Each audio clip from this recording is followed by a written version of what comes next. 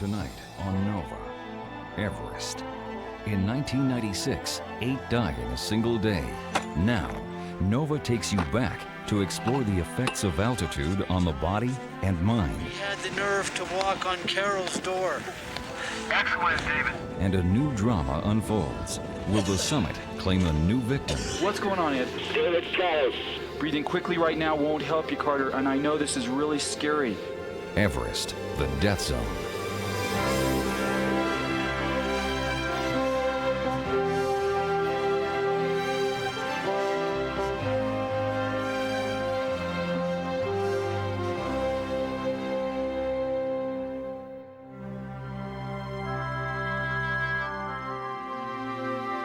Major funding for Nova is provided by the Park Foundation, dedicated to education and quality television. This program is funded in part by Northwestern Mutual Life, which has been protecting families and businesses for generations. Have you heard from the quiet company? Northwestern Mutual Life. And by the Corporation for Public Broadcasting and viewers like you.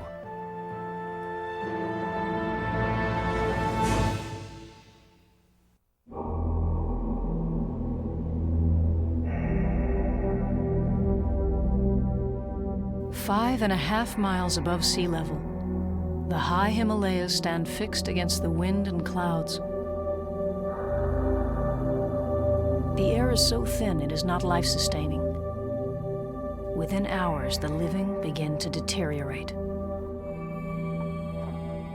But humans come here and struggle for each breath to stand briefly on the highest point on Earth. It's a living hell. The only way to describe it is an utter exhaustion. You really don't care if you die or if you just sit down and don't go any further. In 1996, 8 people died in a single day on Everest. Scientists believe many, if not all of those deaths, could have been due to hypoxia, or lack of oxygen to the brain. Judgment becomes impaired, person becomes confused. They don't even know where they are as it gets worse. People hallucinate. So all sorts of mental changes can take place as the brain starts to become more and more abnormal. It's a very slow and arduous process. You take a step, you breathe, you take another step. That's all your mind is occupied with, is taking each individual step. For every 6 successful summits on Everest, 1 person will die. With more people climbing into the death zone, above 26,000 feet, one critical question is how oxygen deprivation affects the brain. David Brashears, a high-altitude climber and filmmaker, has stood on top of Everest 3 times. It's just hard work. Everything about being at altitude is hard. We go up with the best technology available to us, the best training, and you can still end up frozen to death at 27,500 feet. That's what makes Everest, Everest. David was making the IMAX film Everest last year when a storm claimed 8 climbers' lives. He helped rescue some, but others were beyond help. He is returning to film and lead an expedition that will explore the effects of altitude on the body and mind. Everyone thinks that they're thinking very clearly up high, and yet, by virtue of going up into that atmosphere, you greatly increase your likelihood for making an error. On the early Everest expeditions, climbers trekked for weeks to get to the base of the mountain. Today, they fly into a Sherpa village at 9,000 feet.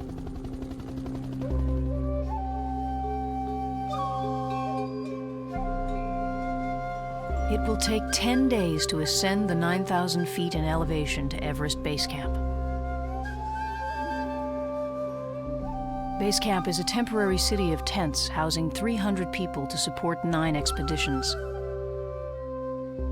The accommodations may be crude, but most teams have a satellite link to the outside world. It looks like there's about 30 people standing there. David Brashears meets up with his team members and they scope out the route up the mountain. What do you guys think about the upper part there before Camp 1? David Carter from Indiana is returning to Everest after an unsuccessful attempt in 1991. We always put ladders there, and that's the toughest part of the whole ice fall there. Ed Viesters will be guiding Carter.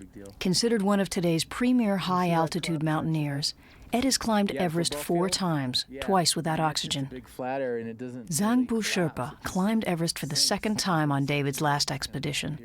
He is in charge of the large Sherpa staff that will support the team. These climbers will take part in a battery of scientific tests that will gauge their performances at altitude.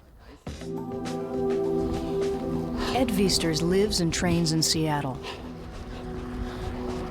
2 weeks before leaving for the mountain, the climbers joined him at the University of Washington for baseline tests. Dr. Brownie Shaney looks for physiological clues that determine who will perform well at altitude. One determinant is lung capacity. Is it important to have big lungs? Yes, it is, because in that regard, you can move more air, obtain more oxygen within the lungs that then the blood can pick up and deliver to the muscle tissues. When we breathe in, oxygen molecules pass through the lungs into the air sacs. Here, purple oxygen-deficient blood cells become revitalized and red with oxygen and are pumped by the heart throughout the body. Dr. Shaney measures the climbers' heart rates and ability to work. Carter is well above average. At the elite level are Ed Viesters and David Brashears. The elite high-altitude climber can trudge through the snow, break trail, climb up a cliff at their maximum capability for hours. Getting close? High on Everest, many climbers approach their maximum heart rate just gasping in the thin air. Okay. Some may collapse, unable to go on. Good job, good job. The amount of oxygen in Carter's blood is measured by Dr. Howard Donner. Carter, this little machine that goes beep next to you is an oximeter. The top number here is your saturation, which is a measurement of the amount of oxygen in your blood. 100% means that you're completely saturated, which is what we'd expect close to sea level. As you go higher, this number is going to drop. This lower number is your pulse, and you see you have a nice slow pulse at 63, which is normal for you resting. And as you go up in altitude, a normal response is to see your pulse rate go up. Carter is now given a decreased level of oxygen to simulate going to high altitude. His body strives to get more oxygen. As Carter's blood oxygen saturation falls, his breathing increases and his heart speeds up, trying to pump more blood made red with oxygen to his organs. Over time, more oxygen-carrying blood cells will be produced to carry the oxygen where it is most needed, to the muscles and brain. These physiological changes are called acclimatization, and they enable a person to survive at high altitude. You're getting a little bit higher altitude, you feeling all right? Okay. Due to this sudden exposure to high altitude, Carter's oxygen saturation plummets. He will ultimately pass out from the lack of oxygen to his brain. We've found some abnormalities previously in high-altitude climbers. Dr. Peter Hackett addresses the climbers on the effects of decreased oxygen to the brain. One of the more pressing questions in high-altitude medicine is, does climbing to extreme altitude cause brain damage? And we're going to be looking at that in a number of ways. One is by MRI scans. Some work indicates that some climbers who go to extreme altitude without oxygen do come back with slightly smaller brains. If cells of the brain actually die, the brain will get smaller. That's what happens with strokes and other things that cause brain cells to die. So we'll look at the volumes of the brain by these special scans. These are unusual people, and they're going to a very unusual place. So there's some opportunities here. David and Ed have been to altitude many times, and we might expect them to react a little bit differently than David Carter, who is a relative newcomer at these kind of extreme altitudes. I've lived by the river for 20 years, and only twice before. Psychometric testing will reveal subtle changes in the climbers' abilities to process information as they go higher. 1. What we will expect to see is that there's a slowing in speech. There'll be a slowing in reaction time. We may see a lot of misspeaks. They won't say things quite the way they would at sea level. There'll be slurring and hesitation. This one's a little more difficult. This time what you're going to do is go down the columns and you're going to say the color that you see. You have to disregard the word you see. Tell me the color that the word is printed in. Okay? Go ahead. blue, red, green, blue, red, blue, green, red, green, blue, green, blue. Stop. That's going to be fun at altitude. If Charles beats David in a sprint, which man is the faster runner? Charles. People like Ed Viesters and others who make a career out of doing these very high peaks without oxygen may have some long-term brain abnormalities. Some studies indicate that they do have very minor, subtle cognitive dysfunction, and it can be found only on psychometric testing. There's nothing obvious. And their MRI show that there can be structural changes. We have yet to have a good correlation between the MRI structural changes and the cognitive changes. That's going to take more time, more studies, more research like we're doing now. Dr. Howard Donner treks into base camp where he will be stationed to monitor the health of the climbers. Howard, you made it. Man, you're moving like an old man. Not ready to speak in coherent sentences, okay? So go easy. Welcome to base camp. Thanks, man. Good to see you. This is Zongbu. Zongbu. He's our Sirdar. He's our head surveyor. Hey, good to meet you. You know, you look blue. Here, Thanks. give me your hand. I got a pulse oximeter here. I don't trust you with medical devices. Oh, God, look at you. Huh? You're alive. Okay, good. You know, your saturation level is always 74, and your pulse is about 85. All right. A blood oxygen level of 74% would be alarming at sea level, but is normal for someone who has just reached 18,000 feet. Well, would you like some tea? Thanks, David. We'll get you warmed up. As Howard acclimatizes over the next few days, the level of oxygen in his blood should increase. If it doesn't, he may become ill with acute mountain sickness. The early warning signs of mountain sickness are primarily headache, followed by dizziness, trouble sleeping, and lack of appetite. And then as it progresses, one develops a more severe headache, nausea and vomiting, and trouble with the balance or coordination. And that is the hallmark sign of progression to definite cognitive problems. I've had altitude sickness before, and I know how bad a headache can get. The two things that really affect you are shortage of breath and the lack of sleep. Sometimes you rest and you feel okay, then you start walking and it's not okay. After my head is gone too bigger like this, and I experienced the most shocking headache I've ever had in my life, and I felt sick. And night time I took 2 aspirin. After that, so never I felt myself to get headache. Now I'm fine. If symptoms get worse, a portable hyperbaric chamber known as a Gamoff bag can help. What's your altimeter say before you get in? See, we're about 17,600 feet. All right. The bag is inflated to increase the pressure inside. This results in a higher density of oxygen molecules. Doug, why don't you watch your altimeter and let us know in a moment what it's telling us. Boy, we're dropping fast. This simulates a descent of several thousand feet, where the ambient air holds more oxygen. Doug, what's your altitude? I'm at about 15,300 feet now. At this altitude, pumping this bag up to 2 psi will bring a patient down to an altitude inside the bag of about 8,000 feet lower than we are here. Doug, what altitude are you at? We're at 10,900 feet. Most of the time, putting a patient in for a number of hours, they're going to get some benefit. Let's pretend Doug couldn't walk because of severe forms of mountain sickness. We put him in for 4 or 5 hours, and now he's able to walk down the hill under his own power. So that's a big help. Okay, Doug, I'm going to stop pumping and slowly deflate. Within seconds, the pressure decreases and the patient returns to 17,600 feet.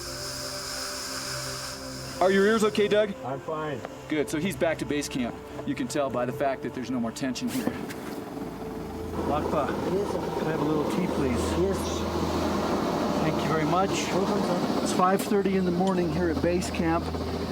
We'll be doing a little filming today with Zongbu. That's why I'm here. We got our harness on, our boots, and our crampons, and those are all our tools for the ice fall. And so I have to eat and drink and get ready to go.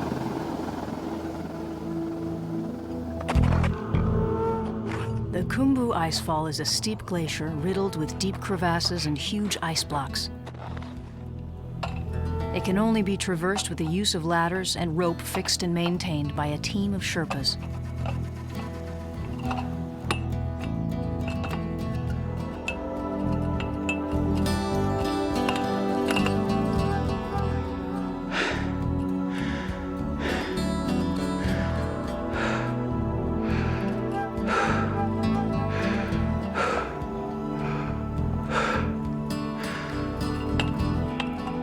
It is here at the beginning of the climb where the greatest objective dangers on Everest lie.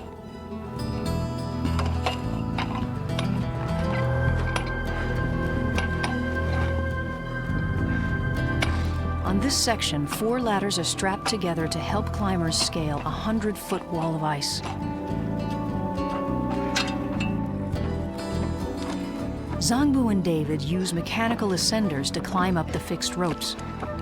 This is called jumaring. The icefall is a jigsaw puzzle of giant blue ice puzzle pieces the size of houses, weighing some 30 tons each. Without warning, the blocks can shift, and crevasses cave in, taking climbers with them.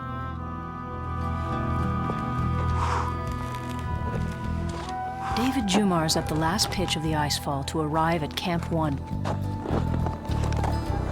Okay, everybody down there, this is David from Camp 1, ready to proceed with the high altitude tests.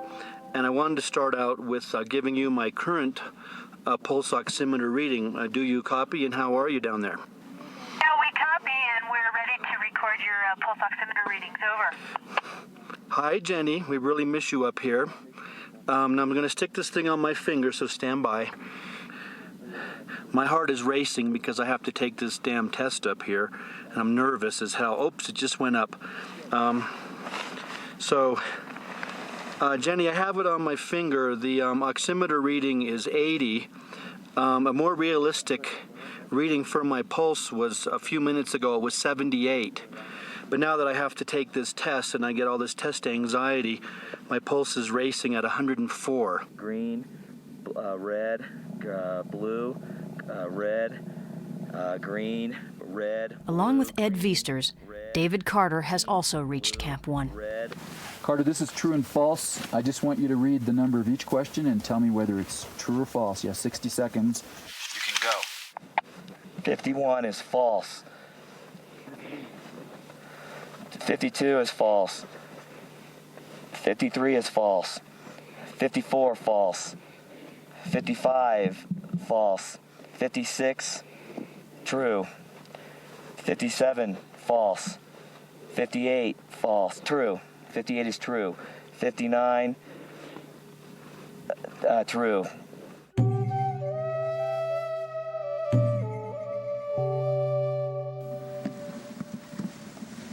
Oh, hi, Ed. Hi. Have a good sleep? Yeah. Guess where we're going? Base camp. Base camp. Yeah. Yeehaw.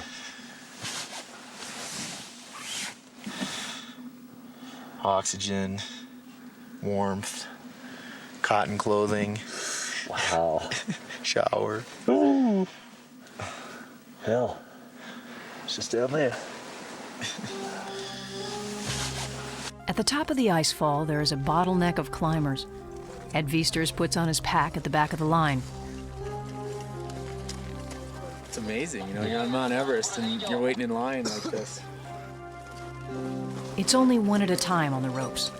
Ed, David, and Carter all descend back down to base camp from Camp 1. This will be the first of many trips through the icefall in their long schedule of acclimatization. It takes time for the body to adapt to higher and higher altitudes. Climbers will typically ascend to Camp 1 twice from base camp. They move up to Camp 2 and sleep there several nights before moving to Camp 3. Before their final push to the summit, climbers descend to base camp to rest and gain their strength before trying for the summit. While climbing down through the icefall, the climbers cross paths with a line of Sherpas bearing loads for the higher camps. Sherpa is the name for the indigenous people who live in the Everest region. Although they adapt well to altitude, they're not immune to its debilitating effects. If they push themselves to go up too quickly, they too can suffer from acute mountain sickness. At base camp, the climbers hear the disturbing news of a Sherpa who was found near death, lying in the middle of the trail. When I saw him, his eyes, his pupils were fixed and dilated. He barely had a pulse, and he died several minutes after I got there. I think he had high-altitude pulmonary edema. With pulmonary edema, the blood vessels in the lungs start to leak. They leak this plasma fluid that is tinged with red blood cells, so it's a little pinkish. And the air sacs start to fill up in different parts of the lung, usually the right first, then the left, and eventually they all fill up with fluid. The person starts coughing this pink frothy sputum, can't get any air at all. Their blood oxygen level drops, and they go into cardiovascular collapse and die. With each breath, he was blowing bubbles through the fluid in his nostrils and mouth. He was drowning in his own secretions from high-altitude pulmonary edema. The treatment is descent. If the patient can't walk, then oxygen or a gam-off bag must be used. Lakpa, hi. Can I check your saturation again? Good. Let's have The this Malaysian finger. expedition doctor measures a sick Sherpa's blood oxygen saturation. Good. But on oxygen, he's now got a saturation of about 91%, which is considerably different from what it was yesterday. This morning at breakfast, we noticed a team carrying this sick Sherpa. This is Lagpa by our camp. And we're now at the helicopter landing zone with Dr. Sehak Koo. Sehak, what went on with Lagpa? Well, he was very ill indeed when we came across him. He was a bit confused. He was quite ashen grey. He was quite breathless as well. And we checked his saturations, and to my alarm, it was 20%. We slapped some oxygen on him, and it came up to about 70-80% with 3 or 4 litres a minute. And because he was able to tolerate lying flat, we decided to put him in the gam-off bag, which we did for 2 hours. And how did he respond to the gam-off?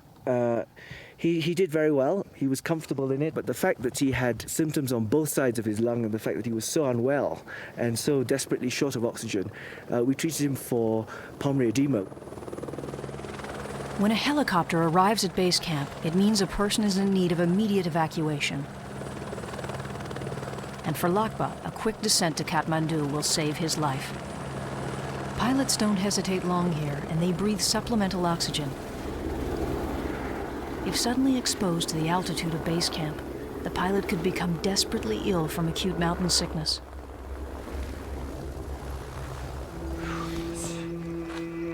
In the early morning freeze, the climbers silently put on their crampons to climb up through the icefall for the last time.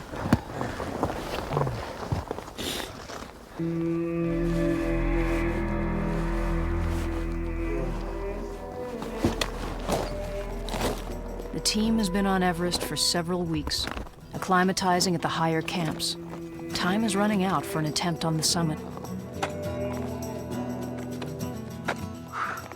Carter has developed a high-altitude cough, which he knows could jeopardize his chances of completing the climb. It's a real violent cough.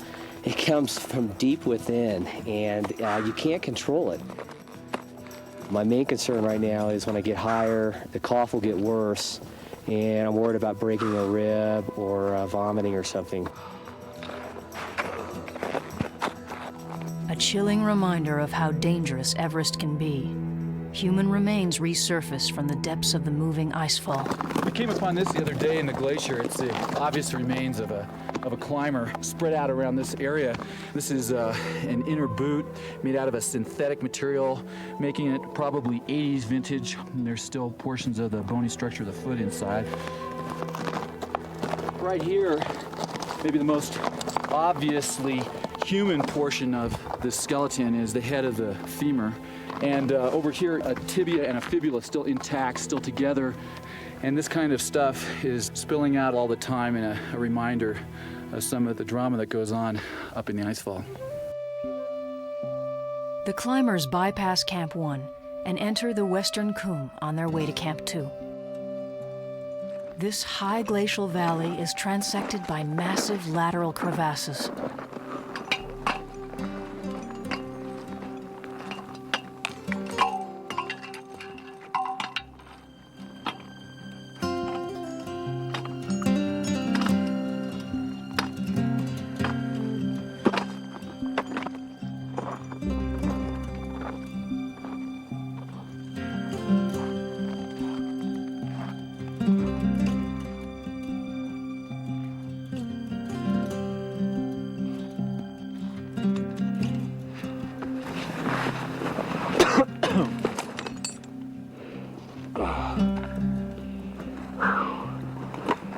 you feeling, Ed? Oh, pretty good. It was a long day. It's about 12:30. I started at 5 a.m. So it's been a long day. Where'd you start from? Base camp.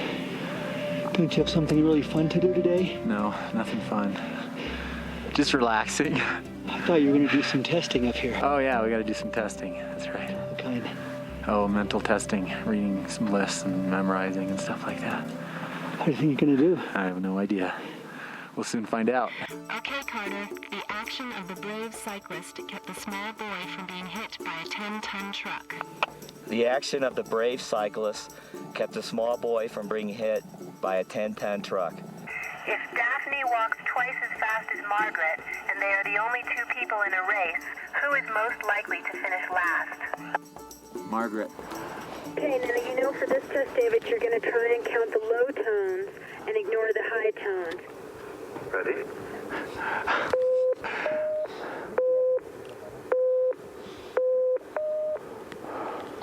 How many? 4. Today I'm suffering badly. We're up at 6,500 metres. And often one feels fairly poorly here anyway. I think I was suffering from AMS, acute mountain sickness, which with vomiting and diarrhea means that I couldn't drink or eat anything, so I'm feeling a bit weak.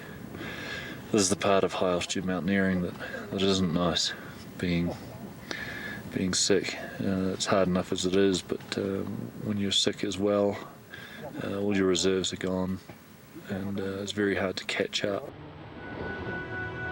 If Guy Cotter's symptoms get worse, he'll have to descend. There is a delicate balance between acclimatization and physical decline. Climbers know that they can only stay at altitude for so long. You know, I'm nervous. I don't know how I'm going to perform. I'm also nervous that we're sitting down here and my body is slowly deteriorating the longer we stay at this altitude. And I slowly get weaker and weaker. Humans will start to deteriorate because of the high altitude at around 17,000 feet. Sleeping becomes a problem, muscle wasting takes place, weight loss takes place. This process of deterioration takes place much more quickly the higher altitude that one goes to. So over 26,000 feet is called the death zone because acclimatization is essentially impossible.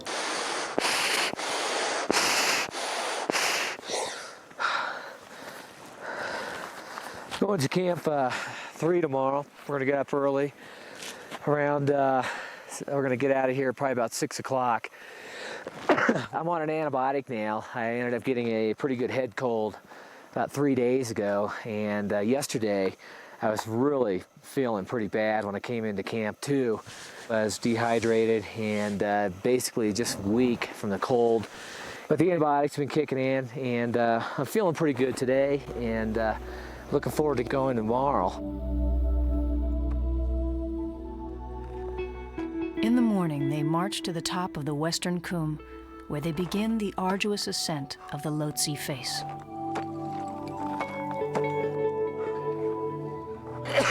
Hey, David, you can start anytime. Carter to base, do you copy? Hey, this is Base. Where are you guys, over? Hey, Doc, it's Dave. We're at basically the bottom of the Lhotse face, where our elevation is at 22,300, and it's about 8 o'clock in the morning.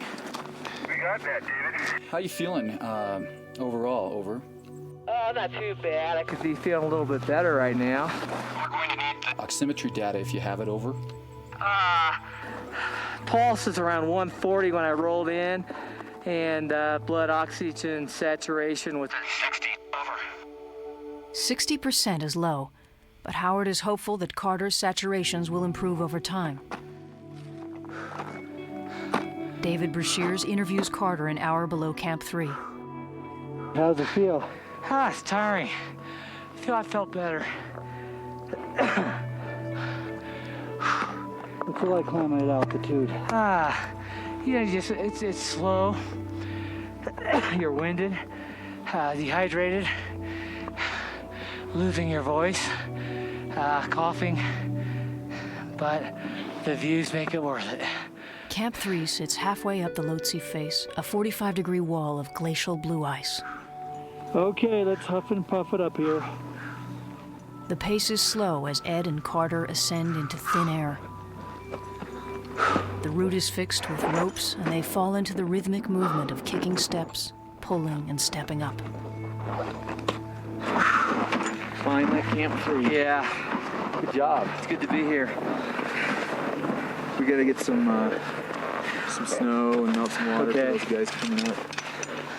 Be careful walking around here. That's kind of steep, especially without crampons on. Yeah. Many climbers have died here, slipping off the face from one poorly placed step. Don't you think this is a little absurd? I'm sitting on this little ledge out here in front of my tent at 24,000 feet. I'm ready. The video camera captured the bank robbers' daring daylight robbery of the First Avenue Bank. The video camera captured the daring bank robbers' robbery of the First National Bank. The action of the brave cyclist kept the small boy from being hit by the 10-ton truck. The action of the brave cyclist helped save the boy. Let's see, I know I have to say all I know. Prevent the boy being hit by the 10-ton truck.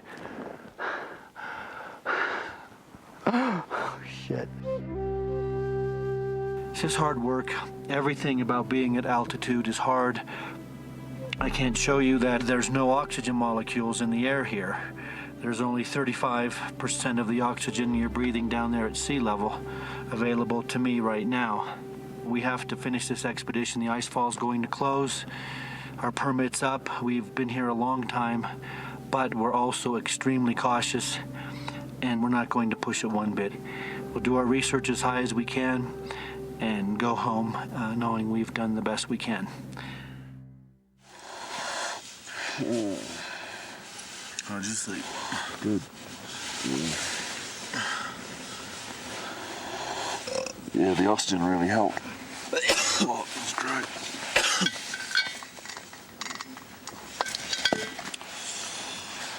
Oh, yeah.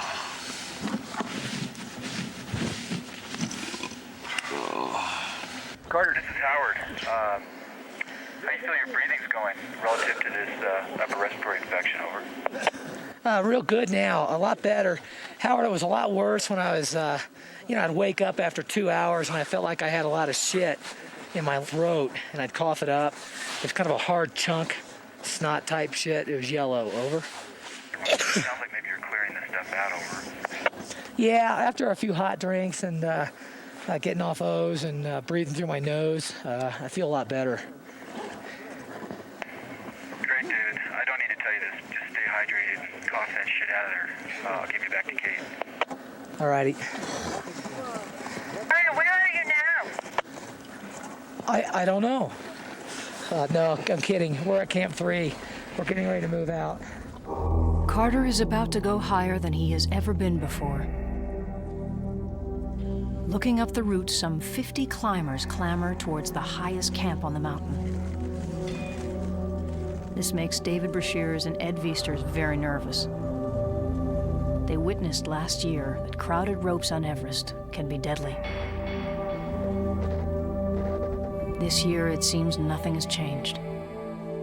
As climbers wait their turn on the ropes, they increase their chances of becoming hypoxic. Tonight, they will all leave camp and climb toward the summit. David and Ed climb into the death zone, an altitude where humans are only transient visitors. The tents of Camp 4 finally come into view. It has taken nearly 2 months for the climbers to reach this point, and what will transpire over the next 24 hours will change their lives.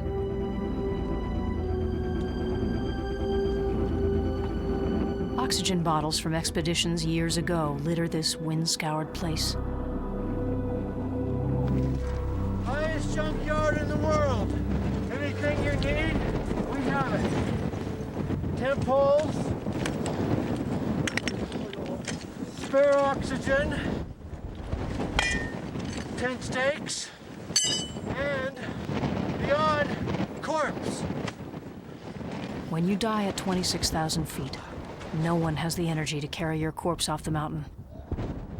The climbers are slowly deteriorating, their bodies literally consuming themselves for energy. You need the red string. Okay. Simple tasks take longer to perform, and precious energy is burned just gasping for air. While most climbers are resting, David, Ed, and Carter endure another round of psychometric tests. Old houses are more difficult to maintain, but worth the extra time and effort. Old houses are more difficult to maintain, but are worth the extra effort. I lived by the river for 20 years. And only twice before in all those years has it been this high.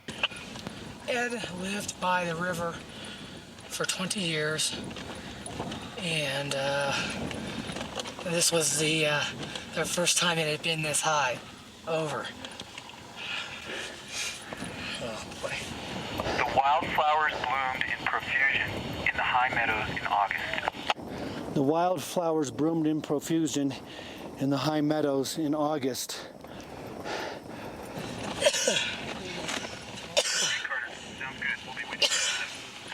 Sounds good, Doc.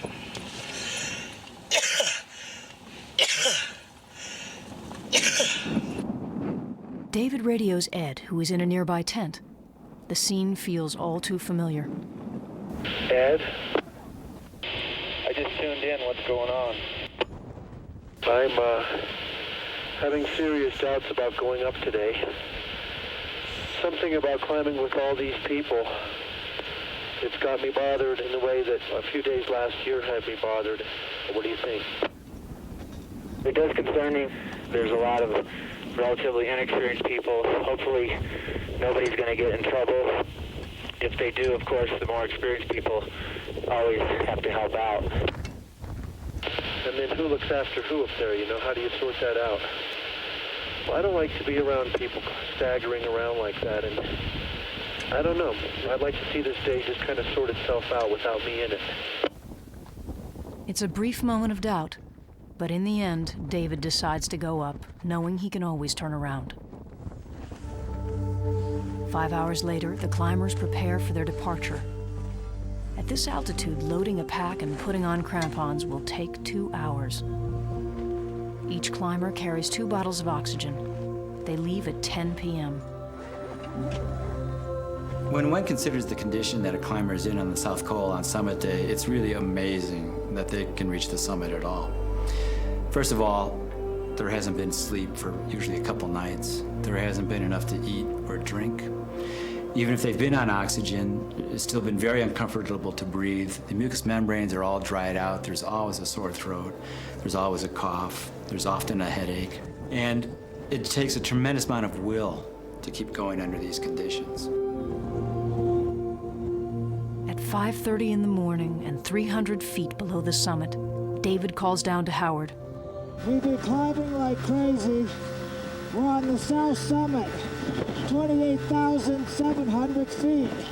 It's unbelievable. And you climb in the middle of the night and you're standing up there in the early morning. They sit down to rest. 10 feet in front of them lies the body of Rob Hall, one of the expedition leaders who died in 1996. David points to where Rob is buried under wind-driven snow. How far buried do you think he is? 5 feet? No, it could be 5 or 6 feet. Right. It's a lot. Yeah. Rest in peace. They have only 300 vertical feet to go, but 2 hours of climbing. They traverse a knife-edge ridge which drops off 8,000 feet on both sides. David climbs in front. They reach the Hillary Step, a 40-foot wall of exposed rock. This is the most technical terrain on the summit day. Climbers maneuver up the cracks and over the rocky outcrop while clipped into the fixed ropes. Carter hoists himself up. Only one climber can ascend at a time. This is where bottlenecks occur.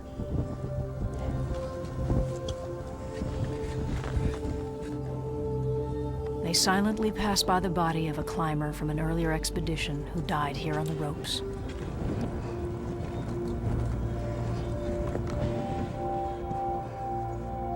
The breathing becomes unbelievably difficult. You feel like you're one huge lung. The heart rate at rest becomes higher and higher. The maximum heart rate becomes lower and lower. And as you go higher, those two get closer and closer together. And of course, when your resting heart rate equals your maximum heart rate, all you can do is rest. You can't do any more physical work. They've climbed for 9 hours. Zangbu raises the Tibetan flag on the summit. David is sitting on the top. Ed is taking the last steps up with Carter just behind. Base camp. This is David. Do you read me? David, we read you loud and clear. Where are you? Over. Howard, I'm on top of the world. We made it. I'm on the summit of Mount Everest, 29,028 feet. I'm here with David Carter, Ed Beasters. I can see everywhere. It's just so beautiful. I'm not going to be able to stay here very long.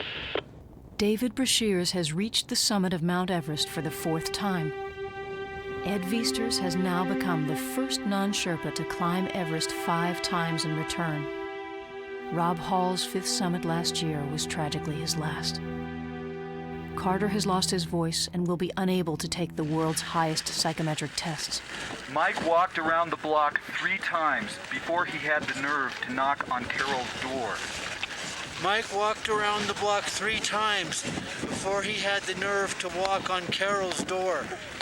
Excellent, David. Do you have any oximetry on the summit? On the 78, sitting on top of Everest. At 78, David's blood oxygen saturation is good for a climber breathing supplemental oxygen. Climbers consume bottled oxygen at a flow of 2 liters per minute on the summit day. With his mask off for a few minutes, David's respiratory rate increases significantly. David, what's it like climbing back in the same area that you were in last year? Over. All the bodies that were there last year were covered, but unfortunately, we did toss one body right on the fixed ropes. It only makes me question my sanity and why I've climbed this mountain again, because it is dangerous and cold. Ed takes his final psychometric test on Everest. A man who was an engineer came to the store where Alice worked to buy pastries. Who bought pastries?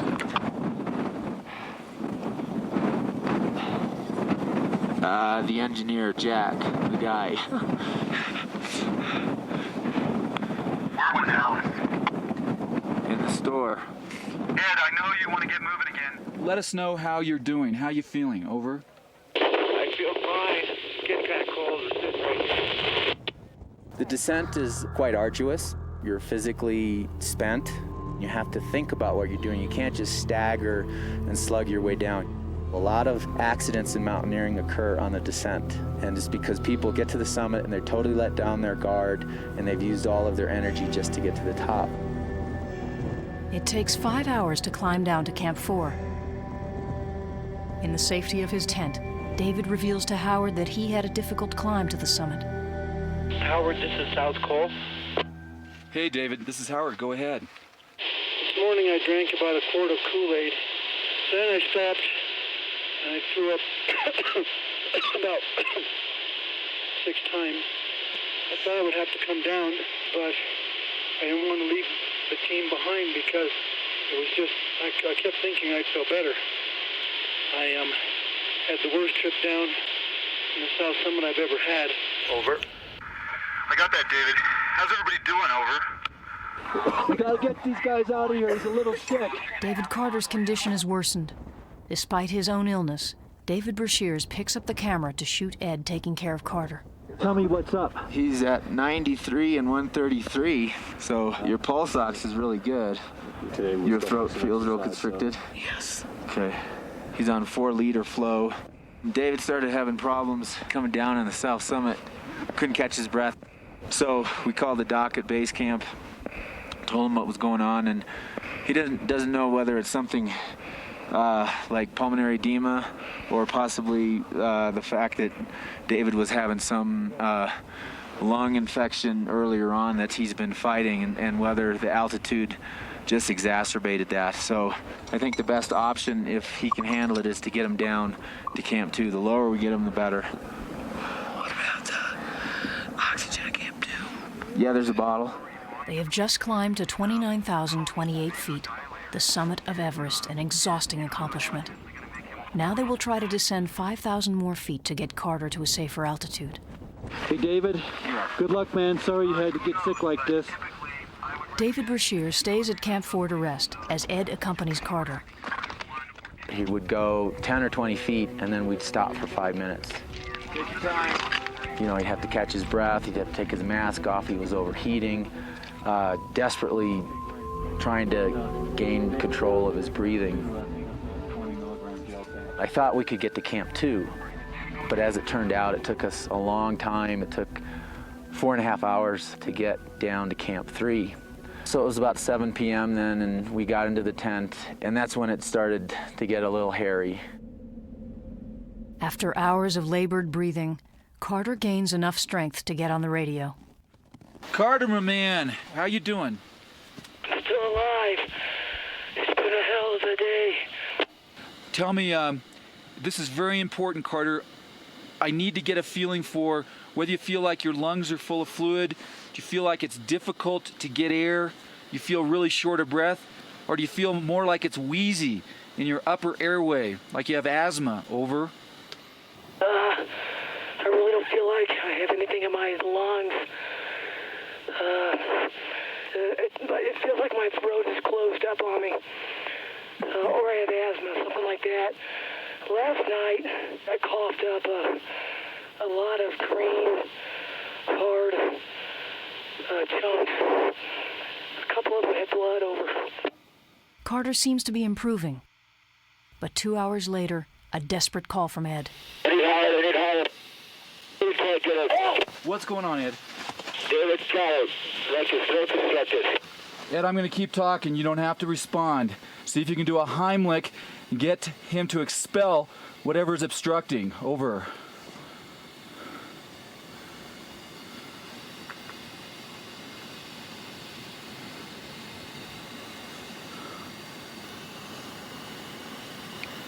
Okay, Ed, listen to me.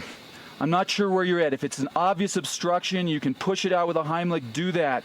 If it just seems like Carter's airway is closing and you need to breathe for him, go ahead and start mouth-to-mouth ventilation. Over. Okay, hang on, I did. I have a dozen Heimlichs and it seemed to help. Tell me what Carter's doing now. What is his respiratory status? Over. He's sitting up. We did some more Heimlichs. It seems like he's calming down a little bit. Hang on. Okay, what's very important, Carter, for you is I want you to take nice, easy, slow, deep breaths. Breathing quickly right now won't help you, Carter, and I know this is really scary. You're going to do fine, but I need you to breathe deep, in and out, and in and out, slowly. And know that Ed and the rest of us are going to take care of you. Over. David was desperately gasping for air. I wasn't sure he was going to make it through the night. I mean, he had his doubts, and it's a scary situation to be up there all alone, thinking that, you know, here this guy might die on you.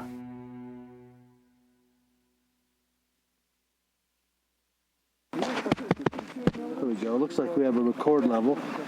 That light came on. That's plugged in. Okay, David, what's going on? It's been a long, it's been a really long couple days for me. I've been very sick coming down. I'm totally exhausted. I'm having problems getting a full breath. My throat feels like I'm breathing through a straw right now. This is God's gift up here. That was the first time in my life when I literally thought I was going to die. I still, to this point, have not even thought of summiting. I just want to get down the mountain. Choking to death at 23,000 feet.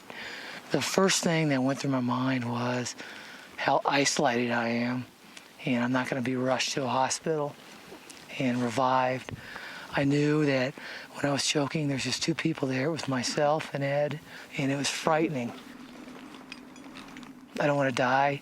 I don't want to die in the mountains. I don't want to die young. But since I've survived it, it's a big part of my life now.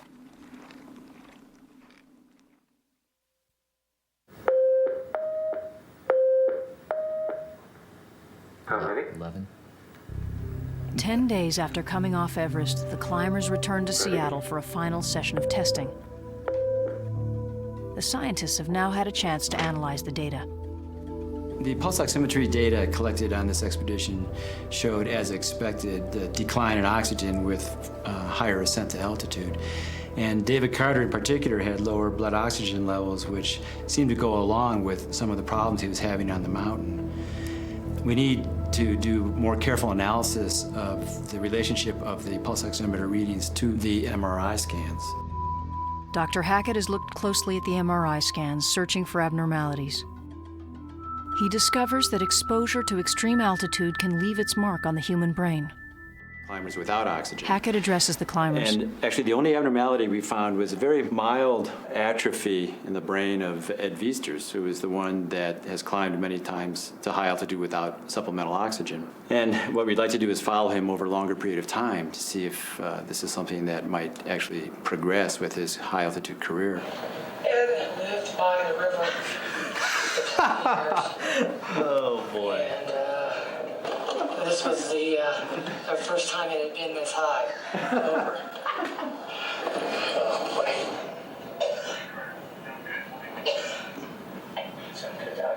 Oh, man. You were feeling bad there. We have reviewed all the tests you see, and you can see that there's a real difference in your performance at high altitude. At the higher elevations, you're obviously in survival mode. From the numbers, we could see that your performance was deteriorating, and had we had those numbers available, we would have probably suggested that you might not want to continue. I'm shocked, and I realize now how sick I was.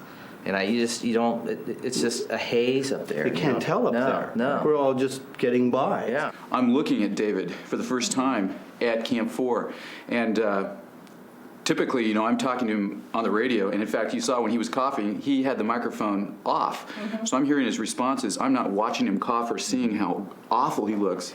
The question then we ask is, what happens if you're in an emergency situation? Are you able to think quickly? Are you able to think clearly about what you need to do to survive and get down? You can see how in his condition he could have not tied his rope correctly, not tied into his harness correctly, right, not clipped into the anchor correctly. I love this mountain. I have learned a lot. I summited, but I still don't even think about the summit. I'm still thinking about that night at Camp 3, being near death, possibly dying. When I passed by the last ladder in the icefall, I knew that I had survived Mount Everest.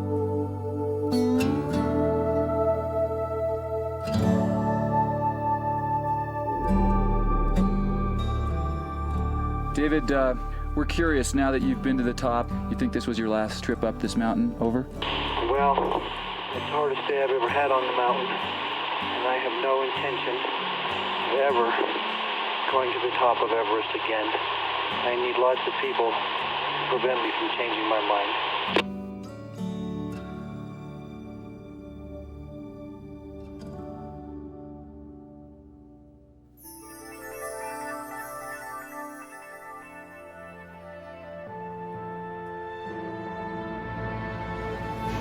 Take the tests yourself. See the 360 views from the top. Return to Everest and experience everything but the extreme altitude. Start climbing at www.pbs.org.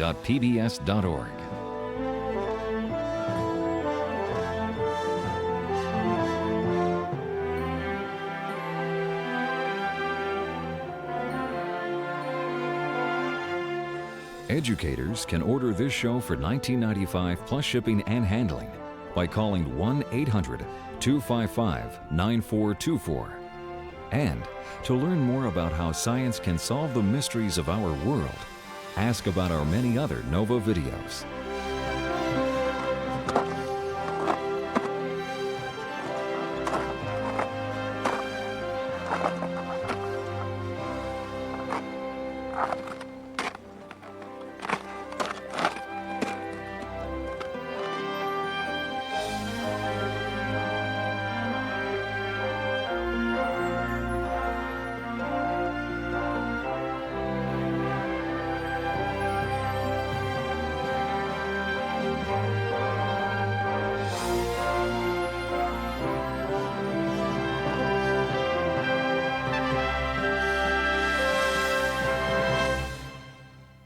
Nova is a production of WGBH Boston.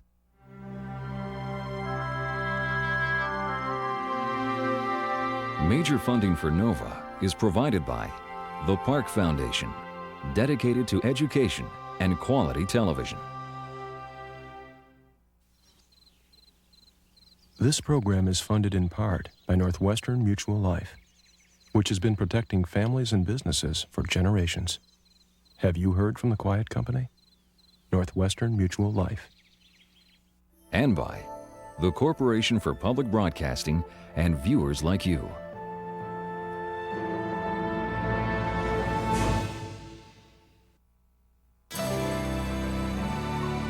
This is PBS.